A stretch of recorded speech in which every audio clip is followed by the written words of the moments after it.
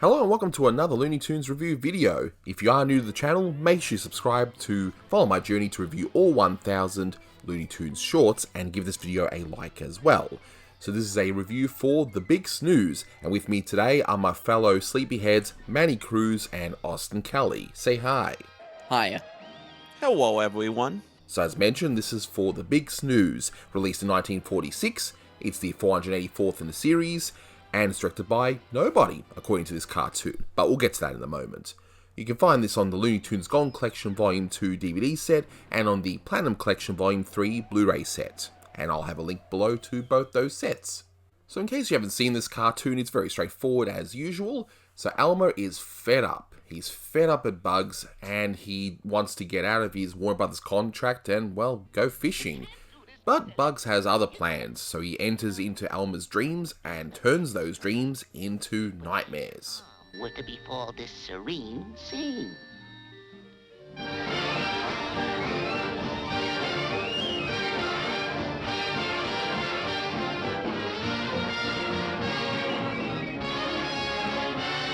The rabbits are coming, hooray, hooray. The rabbits are coming, hooray. So what you're about to see is a remix of an audio commentary I did before I had to take it down due to a request by Warner Brothers Legal.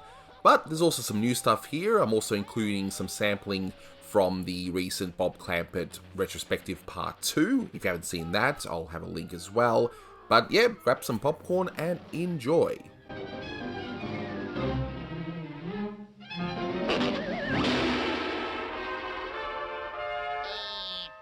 What's cooking, Doc?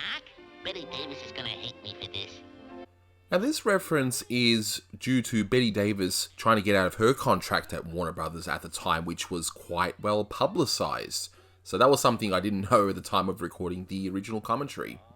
The title itself is a pun on a film that came out the same year called The Big Sleep.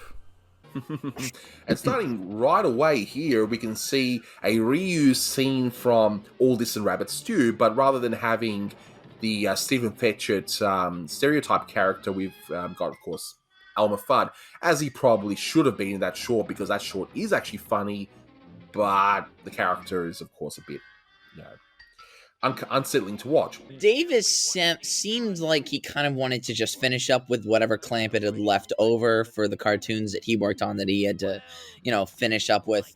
And he just wanted to get on with his own stuff. Obviously, this is largely a Clampett cartoon. I think all Davis would have done would have just overseen the non-creative parts of production and post-production, like ink and paint and editing and all sorts of stuff like that. Well, editing can be creative, but you get my point. I feel like this is more Clampett than anything, and if there are any hints of Davis here, it's a very minimal touch of his that isn't really noticeable.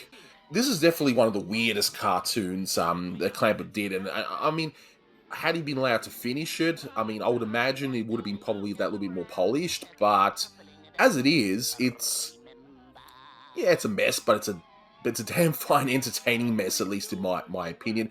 And I like how it breaks the fourth wall as well with the whole thing about the contracts, similar to what Frizz did when he first returned to the studio. So it's not the first time it's been done, but hey, it's always entertaining when they break the fourth wall. It is actually also the last Bugs Bunny the Clampett did too. Take D's and Do's. I know that part was clipped out on Cartoon Network back in the 90s and 2000s.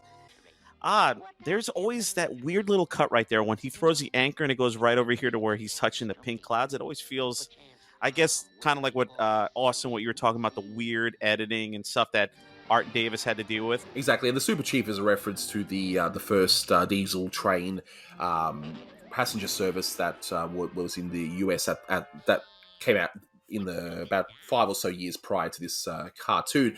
And I also want to point out that it's interesting that when Clampett was first directing, after he did the first few with Chuck Jones, when he went off on his own, he made the masterpiece, a surreal masterpiece, Porky Wacky Land, and he ends on this surreal, I wouldn't say masterpiece, but a very surreal type of cartoon. And my good friend Steph Silly, this is her favorite cartoon, and she's even has a dress just like this as well. So, I asked her if she wanted to join this commentary, and she said, all I'd be doing is just saying, I love it, I love it, I love it so many times. But, anyway. I do want to hop in here because, Manny, you mentioned that scene with the anchor. I almost forgot to mention this. Oh, how could I?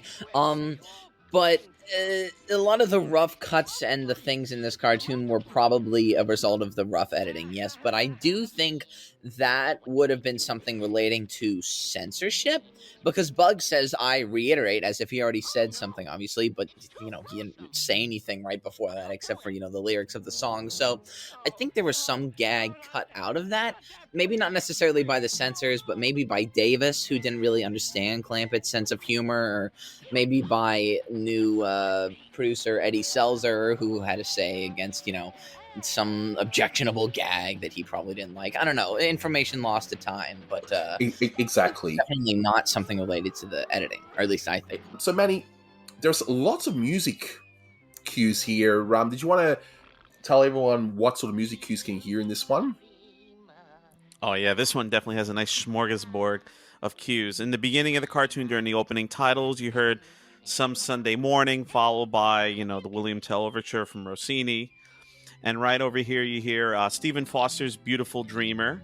And coming up right here, as Bugs enters Dreamland, is Someone's Rockin' My Dreamboat.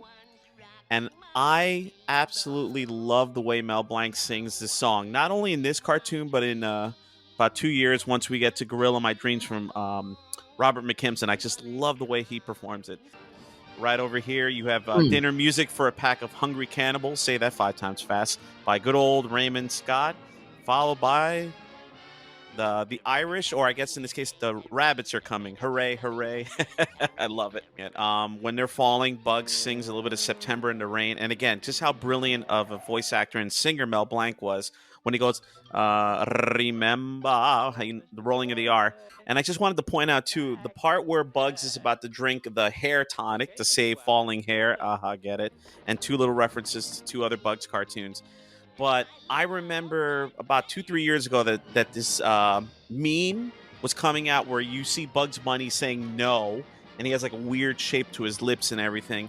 And I remember, all my non-Looney Tune nerd friends would be posting that particular meme, and I'm like, where is that photo from? And eventually I figured out it was from that scene in the Big Snooze just before he drinks the hair tonic. But it's just, again, another example of Clampett's work being, given a new life. I mean, first we have the whole Wabbit Twubble turning into the Big Chungus meme, and then you have, the Big Snooze turning into that weird lip Bugs Bunny thing. I mean, hopefully, if you have the chance, Anthony, you could put the specific meme I'm talking about in the. You just want me to work more, don't you? You gotta work hard for your money. You gotta earn your contract after you ripped it up. Oh wait, you're not Elmer. I will be. I'll end up losing my hair with all the extra work you're making me do. But anyway. Join the club. I feel kind of stupid too, because there's actually something major I did forget to mention. Now, a lot of the rough cuts, like I said, were probably a result of the editing thing. In at least one scenario with the paint clouds and the anchor, there was some sort of censorship going on. Now, Anthony, I'll send it to you and you can overlay it here. But recently, a drawing surfaced from the Big Snooze. It's very clearly, a cleaned up drawing to be done for a scene in the cartoon, not a layout or anything, of Elmer like standing upright and his hands are like frantically moving. It looks like a Manny Gould drawing to me, like a scene he would have animated, and it's not representative of anything that appeared in the final cartoon.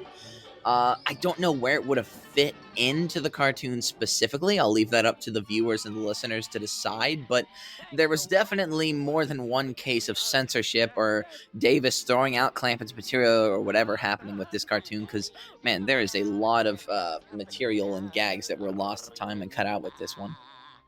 Yeah, it's I really wish it would be finished, but look, as it stands, I think it's just an entertaining mess of a cartoon, but it's like a major car accident. You sort of can't help but look at it, I did notice about the Big Snooze was the beginning gag was kind of funny, but then when I realized, this is just a reused gag from all of this in Rabbit Stew. I kind of like the idea of Elmer quitting his job. It kind of symbolizes Bob Clampett leaving the studio in a way. This is kind of like, I want to say, Fritz Freeling's You Ought to Be in Pictures, which, don't get me wrong, I like this cartoon, but I kind of think Fritz Freeling's take is a little better when a cartoon character leaving and ripping up his contract to go pursue something else. Because even though it's the same plot, but different, where Bugs Bunny is tormenting Elmer into getting his contract back in his dreams versus Daffy tricking Porky into getting out of his contract. But in the end, the plot is still the same. But I kind of think Fritz Freeling did it better with the live action stuff than this one. I saw this one a fair amount growing up on TV. I've always liked it. It's funny now that we were talking about the piggy bank robbery and Kitty Cornered and all that. It's like, yeah, I mean, this one's not as great as I remember. It's a nice ending to the Clampett era at Warner Brothers, you could say. I noticed that it's a bit choppy in places. But I mean, there's moments I've always enjoyed. Just before Bugs falls asleep and he's singing September in the Rain, I've always liked that part. The beginning of the dream sequence when Bugs is singing Someone's Rocking My Dreamboat. And then it goes to that really weird cut where he starts poking the clouds. And I was like, oh, okay, you can see the choppy nature of the cartoon. You hear some Raymond Scott dinner music for a pack of hungry cannibals when he starts trashing the dream. And the rabbits are coming scene, I've always got a kick out of that. Or I like the manic energy. Oh no, here comes the super chief. And seeing all those mini bugs is going over Elmer's head. And the whole scene where Bugs and Elmer doing that wacky dance to Chicken Reel. And then it jumps into like the Russian dance in the middle. I always got a kick out of that scene. Now after going all nerdy and insane over the previous shorts, it's like, it's not as good as I remembered. And good point on the whole comparison between this and You Ought to Be in Pictures. It's like, yeah, you want to talk about a character quitting the studio? Go watch that. This is not a bad short by any stretch of the imagination, but it's kind of like if he ended his proper term on a short like Kitty Cornered or The Great Piggy Bank Robbery, it would have been like the perfect ending to his tenure at the studio. I mean, technically, yeah, you also have the Goofy Gophers, which we're going to talk about. But I mean, this is to me like the definitive final Clampett short that he had a significant chunk of stuff made before he left the studio. Now, as for the final score, pretty much me, Manny, and Austin have got the same score. You know, me and Austin were doing 7 out of 10, and Manny 7.5 out of 10, so roughly the same. And yeah, the general consensus is that this is a mess, but it's a very entertaining mess. So if you haven't seen it, definitely give it a watch.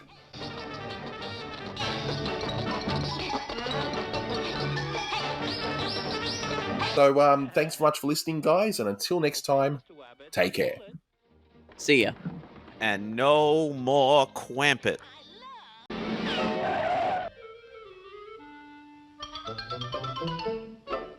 Oh, Mr. Warner, I'm back. Okay, Mr. Wabbit, roll it.